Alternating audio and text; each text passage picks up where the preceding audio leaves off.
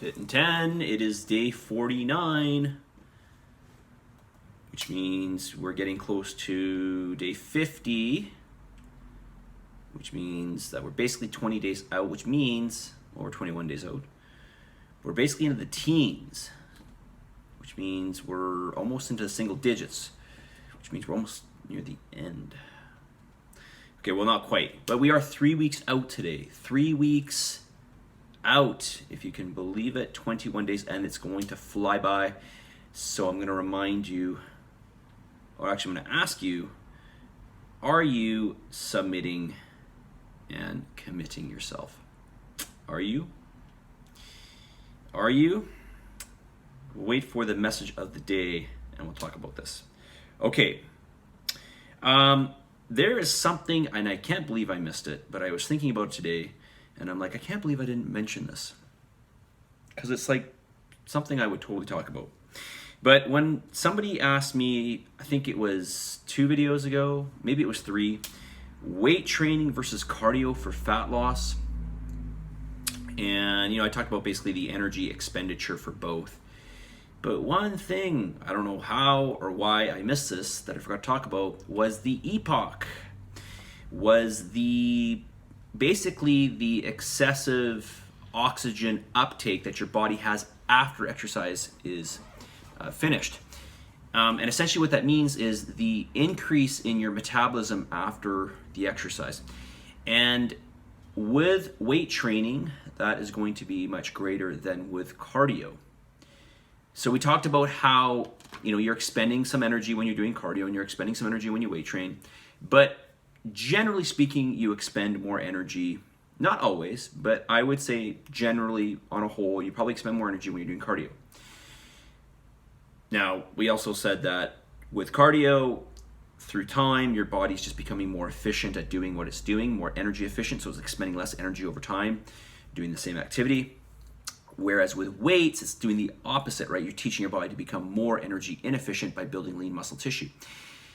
But what I didn't mention was the fact that after you weight train, your body has got to recover.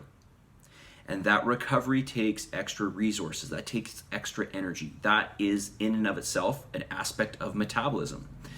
There's a bunch of stuff that has to happen over time. And if you're weight training on a regular basis, you're causing enough muscle tissue damage that repair is pretty much constantly ongoing, right? Because repair doesn't happen in a few hours. The repair takes, for the most part, a couple days. So your body's always in this heightened metabolic state just from the repair aspect of the weight training, okay?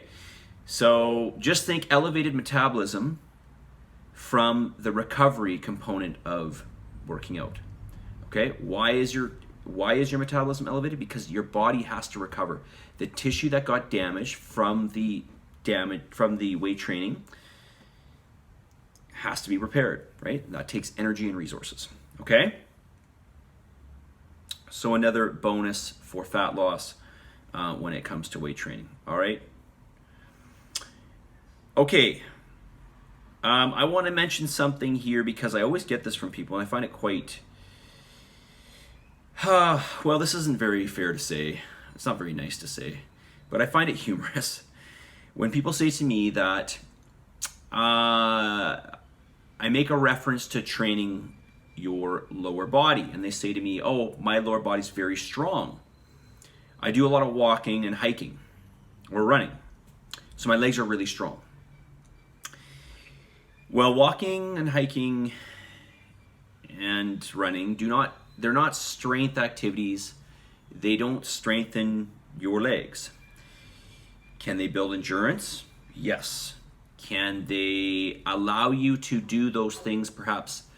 Are you becoming more, what's the word I'm looking for?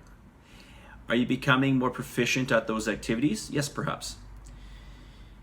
Okay, but that doesn't mean you are making the muscle stronger, okay?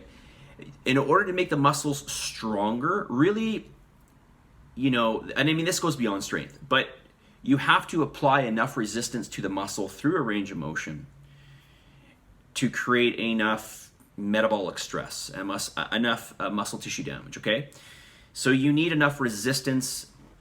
In addition to that, enough of the muscle going through range of motion. Okay, when you're walking and you're running, you're not taking your muscles through a large range of motion. Okay, you're not squatting right down and getting right back up, right? And certainly you're doing this for a high repetition, an hour or more, typically speaking. Okay, so it's a low resistance, but it's a it's a high pace or it's a high amount of volume. That is not strength. Okay, you're not getting strong from that. That will not, going out for a run will not bring your squat up. Okay, going out for a run will not allow you to produce. Let me be more specific. Going for a run, a hike, or a walk will not allow your muscles to generate more force on demand. Okay, those activities will not allow your muscles to create more force. Okay, that's what strength is. Okay, it's the muscle being able to produce more force. Okay, so I want to clarify that.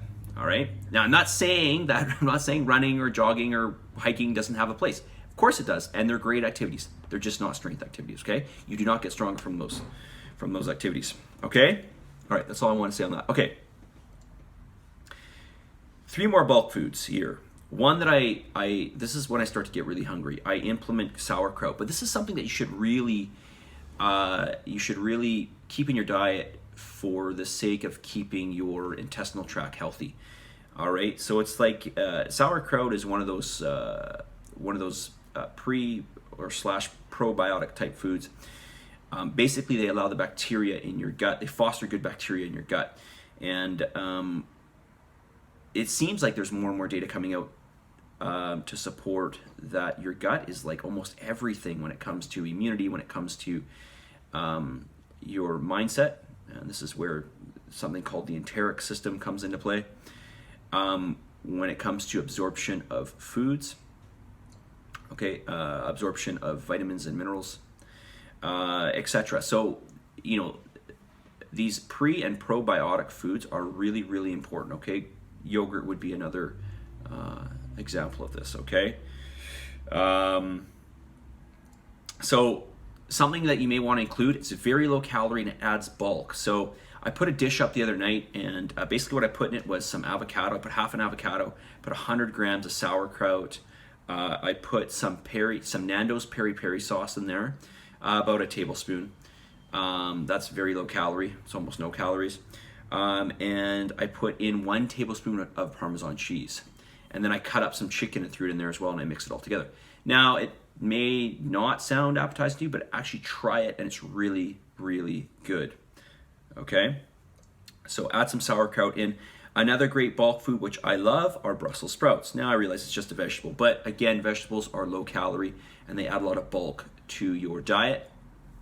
I, for the most part, don't like vegetables, but hey, if you put Brussels sprouts in the oven and you bake it for, at a low temperature for a long enough period of time, they are really good. They just become crispy, and they take on a different flavor. And then, you can, I like to put them into omelets or mixtures of egg and meat that I'll fry in a pan along with some onion, right? And onion I talked about as a bulking food. Okay, and there's another food here which I think I'm going to get to tomorrow. And I have not forgotten that question that I read out yesterday that I am going to get to, so I'll get to that one maybe tomorrow. And more on bulk foods, okay? Foods that add volume without adding too many calories, okay? That's essentially what I mean by bulk food, a volume food. Message of the day. Don't limit your challenges. Rather, challenge your limits. Don't limit your challenges, rather challenge your limits, okay? So, when we want to make improvement, we've got to challenge ourselves. We've got to give our body enough stimulus in order to see change. And in order to give your body enough stimulus, usually that requires putting you through some sort of challenge. And like this, the other saying goes, nothing of any real value doesn't come without some consequences, right? Some challenge, some effort, right? So rather than saying, how can I cut corners? How can I make this easier? You really should be saying, how can I take on perhaps more, maybe, okay? All right, if things aren't going the way you want them to go, okay? We've got to look at what we're doing. We need to be completely honest with ourselves and then challenge ourselves on these things, okay? Set the bar a little bit higher, okay? So don't limit your challenges, rather challenge your limits, okay? Day 49, 7 weeks done in the books, 3 weeks to go. And that is all. Submit and commit. Keep submitting and committing. Are you submitting and committing? Are you? Make sure you wake up every day, look at yourself in the mirror and say, I am going to submit and commit to Fit in 10 today and for the next however many days are left. Do it. Positive energy, positive vibes. Believe in yourself, and for the love of God, give some gratitude, and I'll talk to you guys tomorrow. Have a wonderful weekend. See you.